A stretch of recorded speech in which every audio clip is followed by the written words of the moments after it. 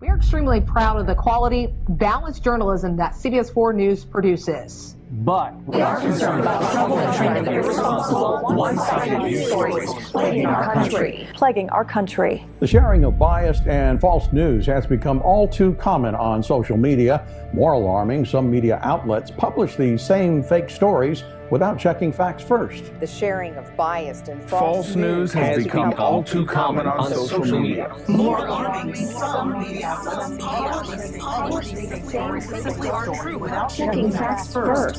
Unfortunately, some members of the media use their platforms to push their own personal bias and agenda to control exactly what they think. And this is extremely dangerous to our democracy. this is extremely dangerous to our democracy. This is extremely dangerous to our democracy. This is extremely dangerous to our democracy.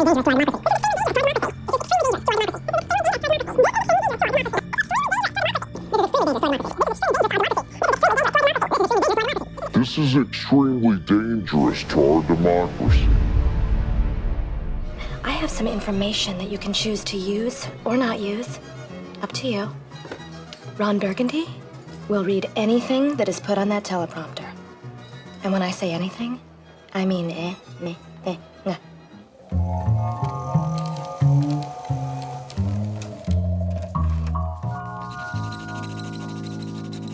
Arnold Q1. After the photomat was destroyed, the bear scampered back into the woods. Apparently, he wasn't too happy with his color prints. From the entire Channel 4 News team, I'm Veronica Corningstone. And I'm Ron Burgundy. Let's see for San Diego.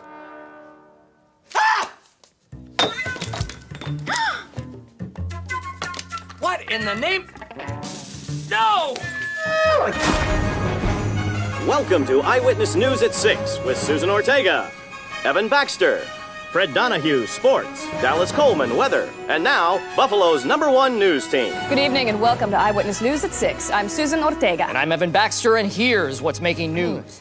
In other news, the Prime Minister of Sweden visited Washington today, and my tiny little nipples went to France. What did he just say? Check the prompter.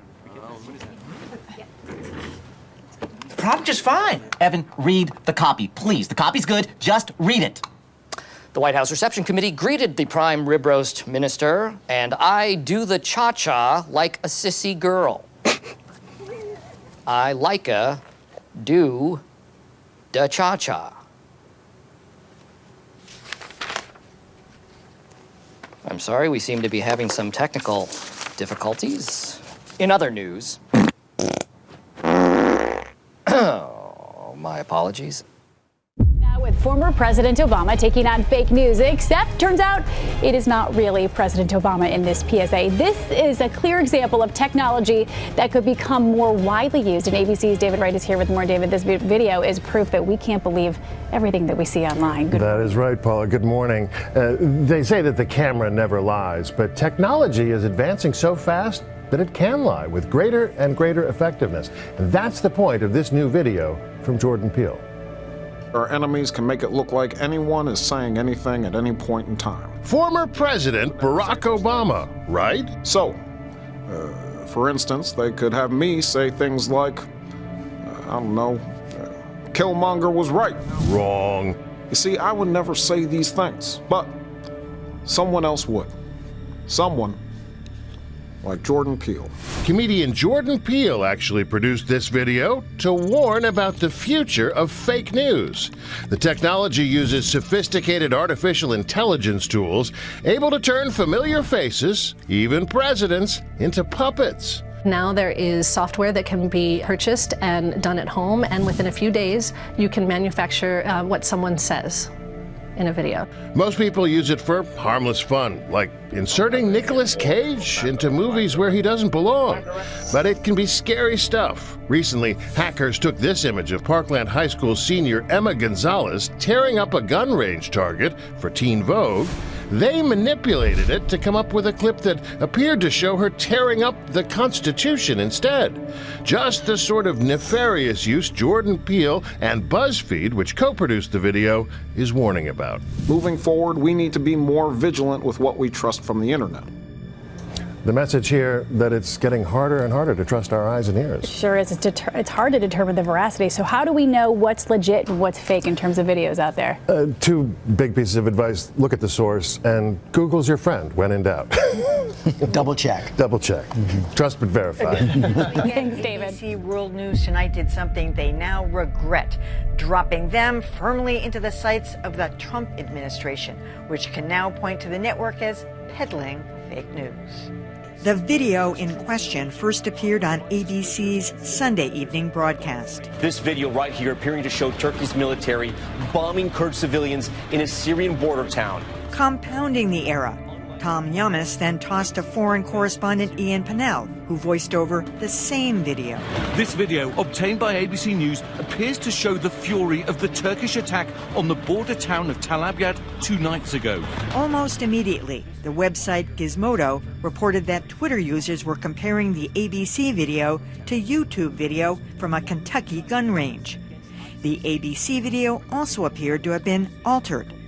Shortly after it aired again on Good Morning America, ABC issued a statement saying, "We've taken down video that aired on World News Tonight Sunday and Good Morning America this morning that appeared to be from the Syrian border immediately after questions were raised about its accuracy."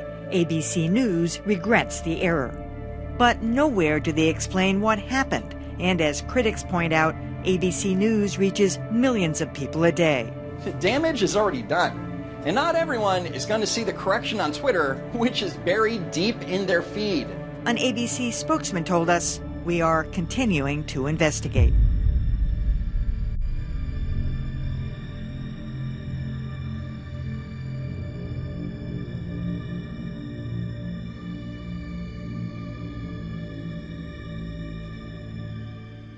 Agree with Donald Trump's chief of staff, Mulvaney, that the coronavirus is the hoax of the day. The State Department is doing everything it can to protect American citizens around the world. Do you believe coronavirus is the hoax? I'm not going to comment on what others say.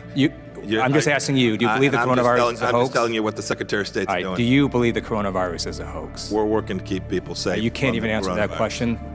Yeah, it's it's not even a gotcha question. You believe the coronavirus is a hoax? It's a gotcha moment. It's not useful. Is the coronavirus a hoax? Can you just answer that question? We're taking it seriously. This is Are you serious. At 12:15 today? Are you in fact yourself speaking at CPAC? At 12:15 today, are you speaking? Yes, I am. I'm planning. All right. So you can only give 2 hours to this bipartisan group of members of Congress, and instead of answering questions on life and death issues from a bipartisan group of America's representatives, you're going to go talk to a special interest group. Yes. You, sir, represent all Americans, not a special interest group. It is shameful. You can't even answer basic questions.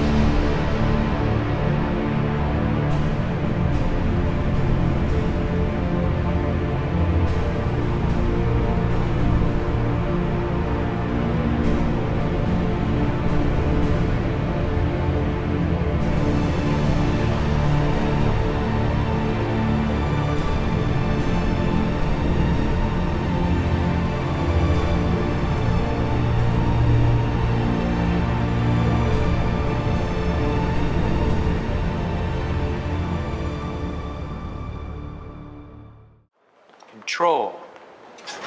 It's all about control. Every dictatorship has one obsession, and that's it. So in ancient Rome, they gave the people bread and circuses. They kept the populace busy with entertainment. But other dictatorships use other strategies to control ideas, the knowledge. How do they do that?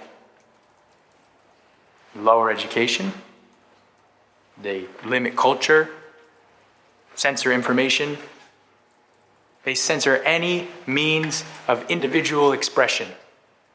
And it's important to remember this, that this is a pattern that repeats itself throughout history.